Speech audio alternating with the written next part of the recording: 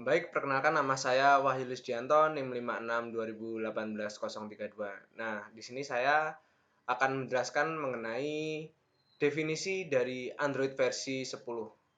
Nah, untuk secara singkatnya akan saya eh, bacakan seperti ini. Pada tanggal 13 Maret 2019 yang lalu, Google secara resmi merilis Android Q Beta. Melansir pernyataan yang disampaikan Samir Samad, VP of Product Management Android, menyatakan bahwa sistem nama dengan menggunakan makanan manis kurang familiar secara global, terutama pada beberapa negara. Alasannya yaitu agar sistem Android terbaru ini lebih mengglobalkan dengan angka, sehingga pengguna bisa mengetahui apakah versi Android yang mereka gunakan sudah versi terbaru atau tidak. Bersama dengan hal tersebut, Google juga mengumumkan melakukan evolusi pada Android dengan melakukan beberapa macam perubahan pada logo dan icon yang digunakan seperti yang dilansir dari GSMA Arena. Logo yang bertuliskan Android mengalami perubahan warna dan jenis font yang digunakan. Nah, jadi untuk definisi dari Android versi 10 ini selain uh, mengubah dari nama yang contohnya untuk dapat diketahui kan kita sebelumnya ketika memiliki Android, untuk versi Android sebelumnya kan ada nama-nama yang seperti makanan, misalkan lollipop, gingerbread, uh, dan sebagainya. Nah, untuk yang sekarang ini, untuk yang versi Android yang versi 10 ini, dia lebih menggunakan angka yang tadi sudah saya bacakan, karena di sini lebih agar user tuh dapat mengetahui versi Android yang digunakan seperti itu. Jadi lebih memudahkan user untuk mengetahui versi Androidnya. Nah, lebih jelasnya seperti itu. Nah, selain dari perubahan dari nama, tentunya juga terdapat banyak fitur yang mungkin tidak bisa didapatkan dari versi Android yang sebelumnya, yang adanya di versi 10 ini, yang tentunya sudah dibacakan nantinya oleh teman saya untuk fitur-fitur yang lebih update lagi di versi 10 ini. Dan juga selain dari itu, selain dari fitur, di sini juga um, selain dari nama sendiri di Android 10 ini contohnya bisa ada mengubah ikon atau logo. Contohnya Android ini mengalami perubahan warna dan jenis font seperti itu. Nah, untuk Android versi 10 ini. Oke. Sistem operasi mobil. Sistem operasi mobil adalah software utama yang melakukan manajemen dan kontrol terhadap hardware secara langsung serta manajemen dan mengontrol software-software lain, sehingga software-software lain tersebut dapat bekerja. Sistem operasi mobil akan bertanggung jawab dalam mengoperasikan berbagai fungsi dan fitur yang tersedia dalam perangkat ponsel tersebut, seperti scheduling teks, keyboard, web, email, teks pesan, sinkronis dengan aplikasi dan perangkat lain, memutar musik, kamera, dan mengontrol fitur-fitur lain. Salah satu diantaranya dari sistem operasi ada iOS. Sistem operasi besutan Apple ini merajai share sistem operasi mobil dengan penggunaan handset Apple yang cukup luas, juga seperti iPhone, iPod Touch, dan iPad. Apple tidak mengizinkan operasi sistem untuk dijalankan pada hardware pihak ketiga.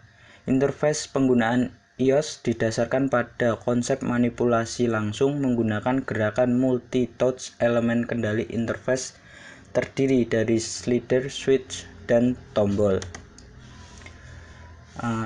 Kelebihan secara umum dibanding sistem operasi mobil lain dari iOS: selektif dalam pemilihan aplikasi yang dikembangkan oleh developer, lebih stabil, dan quality control-nya terjamin.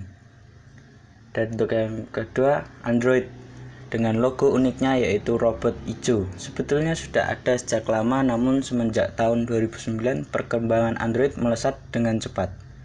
Mobil operasi sistem dari Google ini memberikan kebebasan yang sangat luas untuk para developer dan terintegrasi penuh dengan teknologi Google.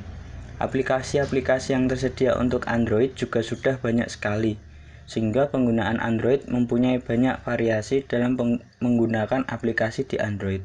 Dengan dukungan dari Google, si raja mesin pencari dan periklanan digital, Android menempati posisi kedua di share mobile operasi sistem. Dikembangkan oleh Symbian Ltd. Saat ini Symbian banyak telah digunakan berbagai vendor produk peralatan komunikasi mobile pada berbagai jenis produk mereka yang bervariasi. Variasi dari sisi hardware ini di mana Symbian diimplementasi dapat dimungkinkan karena sistem operasi ini memiliki antarmuka pemrograman aplikasi atau yang disebut API. API mendukung terhadap komunikasi dan tingkah laku yang umum pada hardware yang dapat digunakan oleh objek aplikasi lain. Hal ini dimungkinkan karena API merupakan objek antarmuka yang didefinisikan pada level aplikasi yang berisikan prosedur dan fungsi dan juga variabel serta struktur data yang mengolah atau memanggil kernel di mana sebagai penghubung antara software dan hardware. Yang keempat ada BlackBerry operasi sistem. Ada sistem operasi mobil yang dikembangkan RIM yang mendukung layanan multitasking untuk produk BlackBerry. BlackBerry diperkenalkan tahun 1997 oleh perusahaan Kanada. RIM yang mampu menyampaikan informasi jaringan data nirkabel.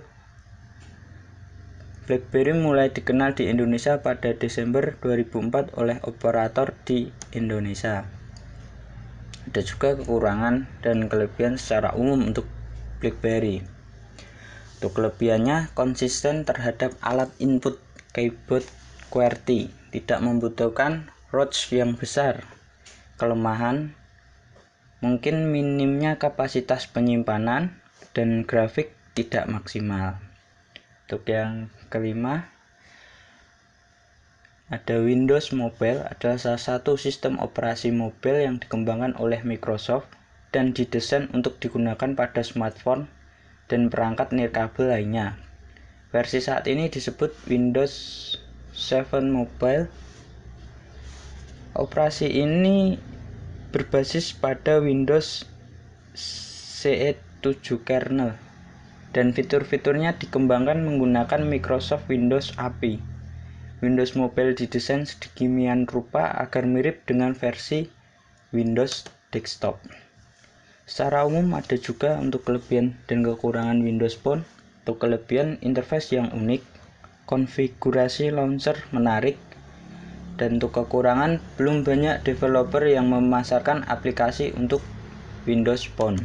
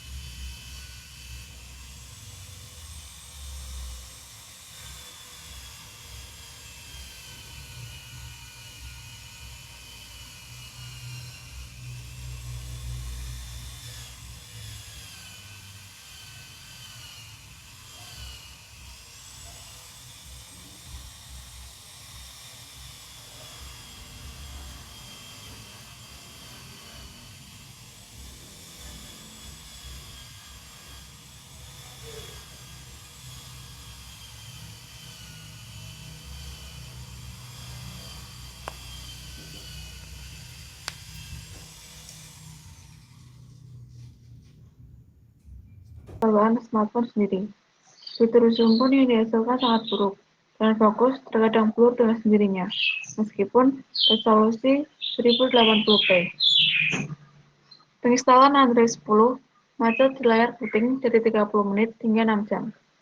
Yang selanjutnya, fitur auto rotation, auto brightness, dan 2 kali tap untuk mengaktifkan ponsel tak berfungsi setelah update ke Android 10.